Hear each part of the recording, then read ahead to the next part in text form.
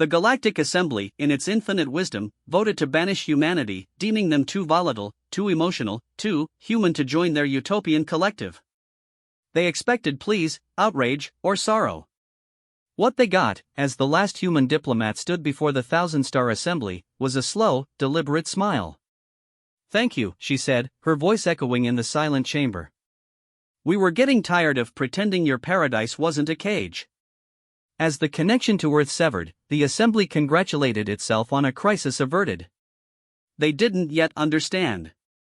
They hadn't banished a pest.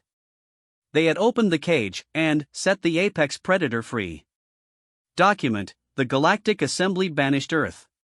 Humanity left on its own terms. The chamber of the Galactic Assembly was a symphony of silent light and impossible geometry. Beings of pure energy shimmered in containment fields, silicon-based lifeforms sat in crystalline repose, and amphibious delegates from water worlds floated in mist-filled enclosures. The air hummed with a psychic harmony, a collective consciousness that valued order, predictability, and the serene stagnation of perfected existence. At the center of it all, on a platform of dark, non-reflective material, stood Ambassador Ilara Vance.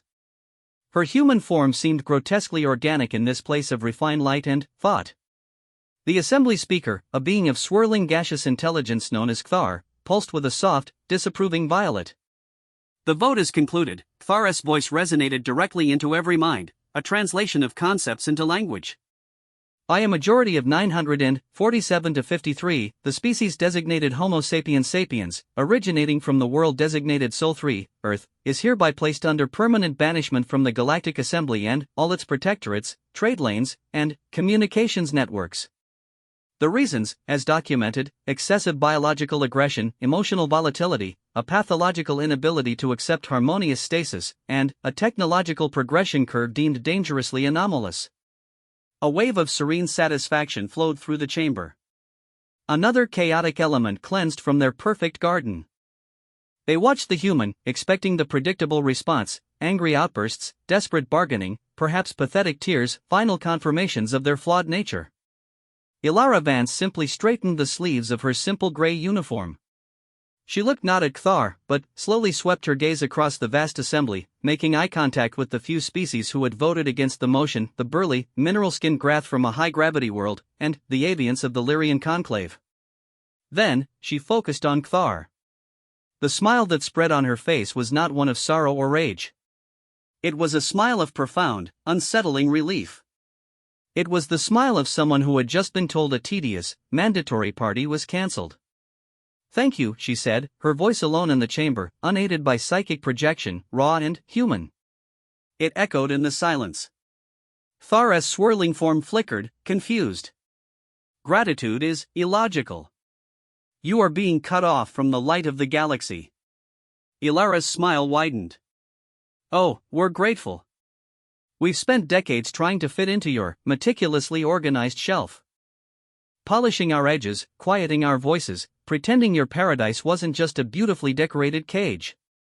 She took a step forward, and 1,000 psychic presences instinctively leaned back. "You talk of our aggression, but you purge difference. You call us volatile, yet you have not created a new art form, a new song, a new idea in 10 millennia. You fear our anomalous tech progression because we look at a wall and don't see a boundary. We see something to climb, to tunnel under, or to break through." Her comm device beeped once, a prearranged signal. The connection from Earth, the last tether, was severed from the human end. The assembly's monitors showing the blue-green world winked out. "Not jammed. Not blocked. Turned off. The banishment is accepted," Ilara said, her tone now flat, final. "Do not attempt to contact us. Do not send your emissaries. Do not enter our space. The cage door is closed. From your side. Enjoy your garden." Before Kthar or any other could formulate a response, the transport beam, of human design, activated. It wasn't the gentle blow of assembly transporters. It was a violent, blinding crack of white energy that left a scorch mark on the platform.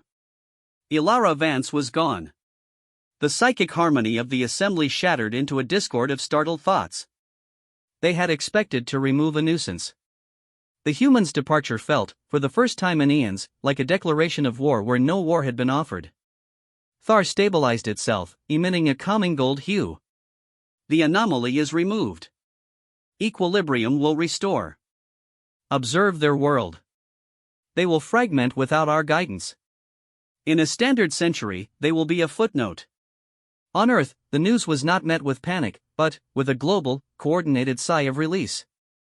For decades, humanity had chafed under the Assembly's benevolent restrictions: no research into certain physics realms deemed unsettling, no AI development beyond slave-level intelligence, no genetic modification for non-harmonious purposes, no warp drive experimentation that created uno-aesthetic spatial ripples.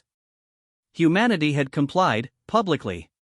Privately, in hidden labs on Pluto, in the asteroid belt, in the oceans of Europa, they had done none of that. Chancellor Aris, leader of the United Earth Directorate, addressed the planet from a bunker deep under the Alps, not out of fear, but for symbolic gravity. They have given us the one thing we needed most, he said, his image broadcast to every screen. Not their technology. Not their approval. They have given us permission to be ourselves. No more masks. Project Exodus is now active. The silent century begins now. Across the solar system, shipyards that had been hidden behind false asteroid fields and stealth satellites came alive. Vessels unlike anything the Assembly had ever seen took shape. They were not sleek and graceful. They were brutal, angular, armored, and festooned with weapon mounts and massive, unrefined engine blocks. They were warships, yes, but also arcs, colony vessels, and deep space engineering platforms. Humanity wasn't just building a fleet. They were building a nomadic civilization. The driving force was not a desire for conquest, but a furious, unified curiosity. The Assembly's map of the galaxy had vast empty quarters, regions they avoided due to nebulae, gravitational anomalies, or ancient ruins of undesirable precursor races. To the Assembly, these were dead ends. To humanity, they were the only places worth going.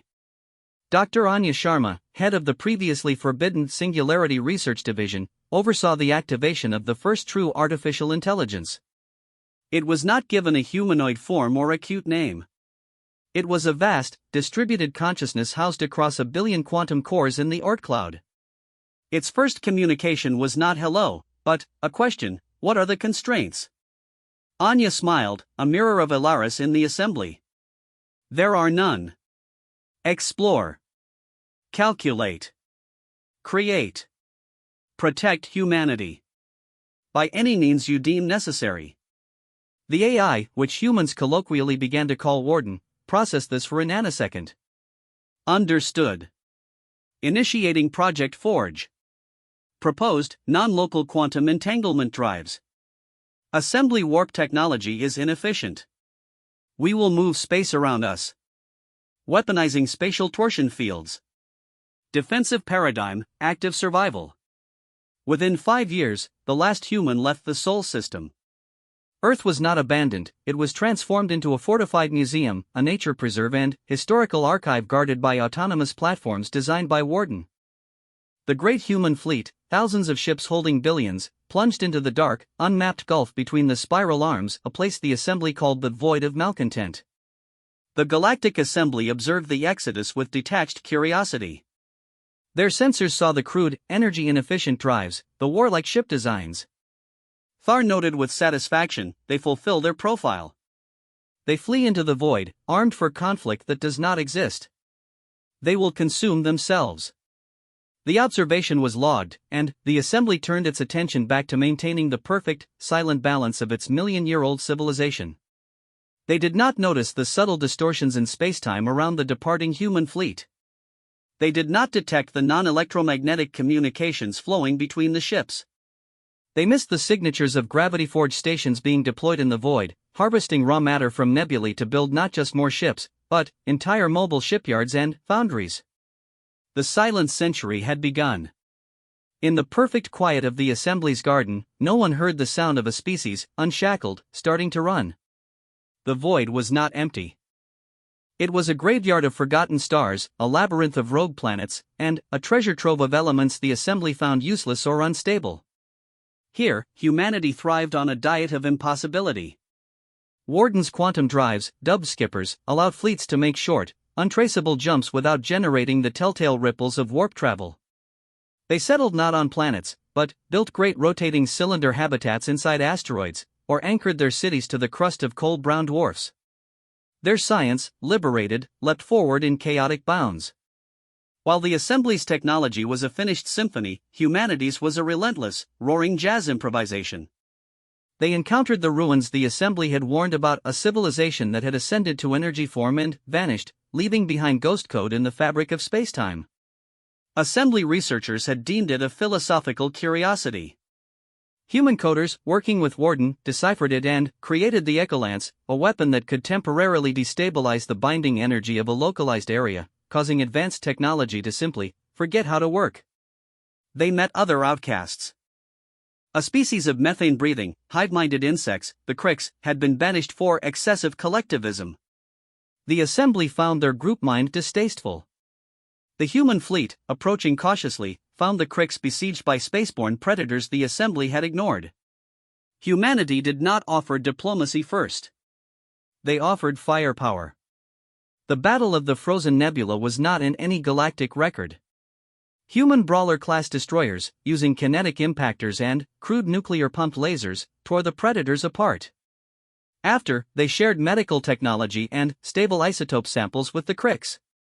The hive mind, touched by an concept alien to it, unconditional aid from a non-hive mind, offered a pact.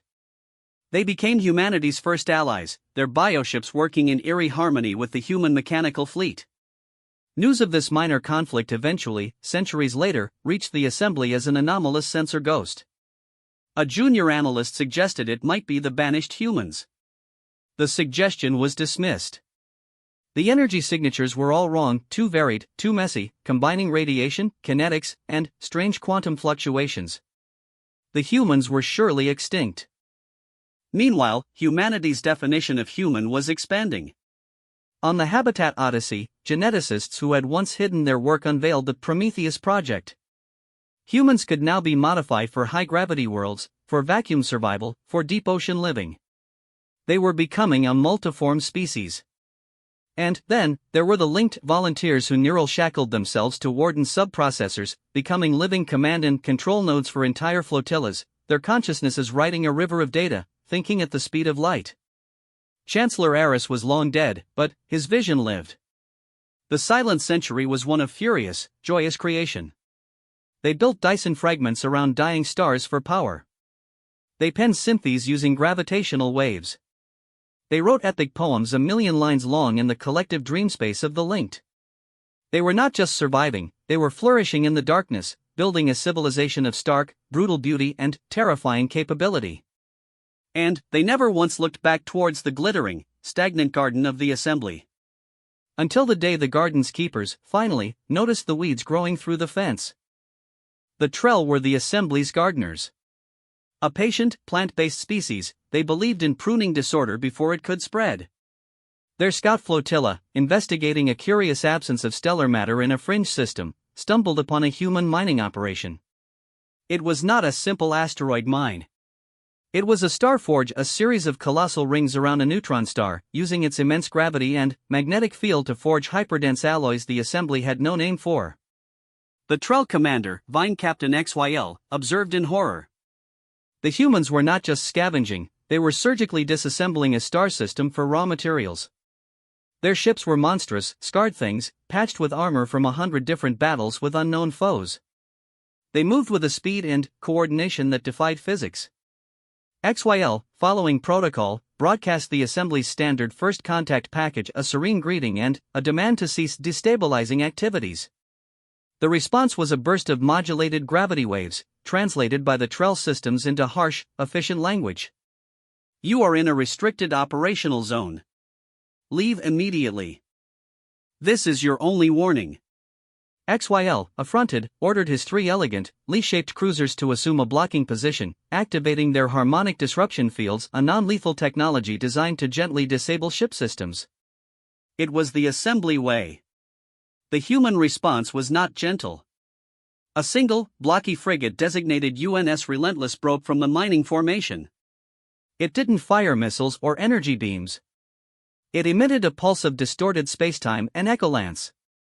The pulse washed over the trail ships. Their harmonic fields collapsed. Their drives sputtered and died. Their life support systems defaulted to passive, barely functioning modes. In an instant, 3 state-of-the-art assembly vessels were rendered inert, drifting husks. A tight beam communication arrived, voice only, from the Relentless. It was a human female voice, crisp and devoid of malice. Your technology is predictable. You tried to put us to sleep. We have simply unplugged you. A rescue beacon has been activated on your behalf. Do not attempt to repair your drive cores for 20 standard hours, or you risk a dimensional implosion. Do not follow us. The human fleet, with terrifying efficiency, finished its operation. The Starforge rings folded in on themselves and vanished via skipper jump.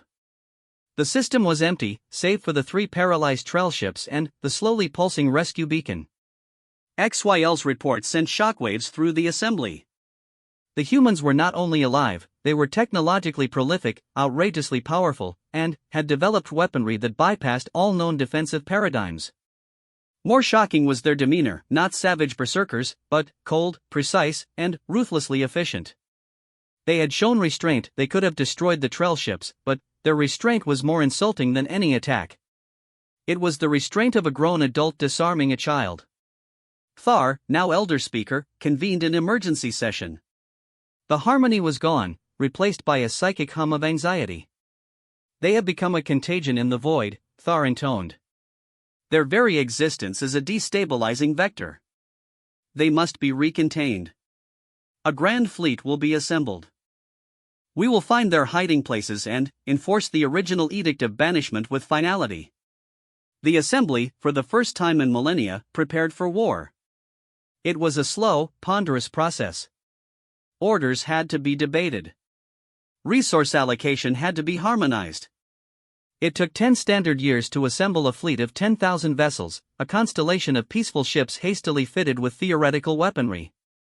They sailed into the void, a majestic, glittering armada of lawful order. They found nothing. The void, to their sensors, was just that void. The human habitats were cloaked in layers of quantum stealth and gravitational camouflage.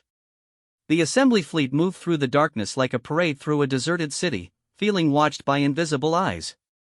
Then, at the edge of a protoplanetary disk, they found a marker. It was a simple, polished obsidian plinth, floating in the vacuum. On it, in perfect galactic standard script, was a message: you are entering sovereign human space. Turn back. This is the second warning. The assembly fleet commander, a venerable energy being named Sollen, deemed it a bluff. The fleet pressed on. The next day, a single assembly scout ship on the perimeter vanished without a trace or a distress signal. The day after, a cruiser simply split in half, cleanly, as if sliced by a cosmic scalpel. Panic began to seep into the fleet. They were being hunted by a ghost. Sollen, in desperation, ordered a full-power active sensor pulse, hoping to illuminate the hidden enemy. The pulse echoed back, revealing for a fleeting second the truth around them. Space was infested. Hundreds of human ships, of wildly varying designs, were positioned around them, behind nebulae, shadowed against rogue planets, some hanging motionless only kilometers from their own hulls. They had been surrounded the entire time. Before Sollen could issue an order, every system on every assembly ship went dead. The echolance effect, deployed on a scale previously unimaginable, blanketed the entire fleet. 10,000 vessels became 10,000 lifeless tombs, adrift in the silent dark. From the lead human command ship, a vessel shaped like a grim broadsword, the linked commander observed the frozen armada. Her mind was one with Warden and the fleet. She felt no hatred, only a profound weariness. The assembly had not come to talk. They had come to prune. She opened a channel, broadcasting on all frequencies to the helpless fleet. Assembly forces. You have been disarmed. Your aggression has been logged. Tugs will move you to a safe star system where your life support will be restored. You will be released. Carry this message to the assembly: the garden may not expand into the wild. The wild has teeth. This was your third and final warning. The next encounter will not end with your survival. The silent century is over. As promised, unmanned human tugs emerged, grabbed the paralyzed assembly ships, and began the long, ignominious tow back towards assembly space. The message was clear: humanity could have destroyed them with ease, but chose not to. Their mercy was a demonstration of absolute supremacy. The return of the paralyzed Grand Fleet, hauled by automated tugs and deposited like stillborn chicks at the edge of assembly space, was a psychic cataclysm. The shock was not just of defeat, but of the manner of it. They had not been outfought in a glorious exchange of fire. They had been switched off, like a bothersome light. Humanity's technology was no longer just anomalous, it was incomprehensible, operating on principles the Assembly's million-year-old science couldn't even begin to frame. Elder Speaker Kthar, its gaseous form fluctuating with distress, presided over a chamber humming with fear for the first time. The humans were no longer a banished nuisance. They were a phantom, a terror from the void that had just demonstrated it could annihilate the Assembly's might without breaking a sweat. And they had spoken of sovereign human space. The void, it seemed, was no longer empty. Debate raged. Hardliners demanded the deployment of forbidden planet killers from the early, warlike days of the Assembly. Moderates pleaded for a new dialogue, suggesting they had tragically misunderstood humanity. The harmony was irrevocably broken. They did not have to debate for long. A signal, powerful and clear, pierced the Assembly's most secure communication channels. It was a visual feed. It showed a human, older, her hair streaked with silver, seated in a simple chamber. It was Ilara Vance. Behind her, a viewport displayed not stars, but the mesmerizing, chaotic swirl of a nebula being actively shaped, constructions the size of solar systems visible within it. Galactic Assembly, she began, her voice bearing the weight of centuries but the same firm clarity. You issued a banishment, thinking it a death sentence. You sent a fleet, thinking it a pruning.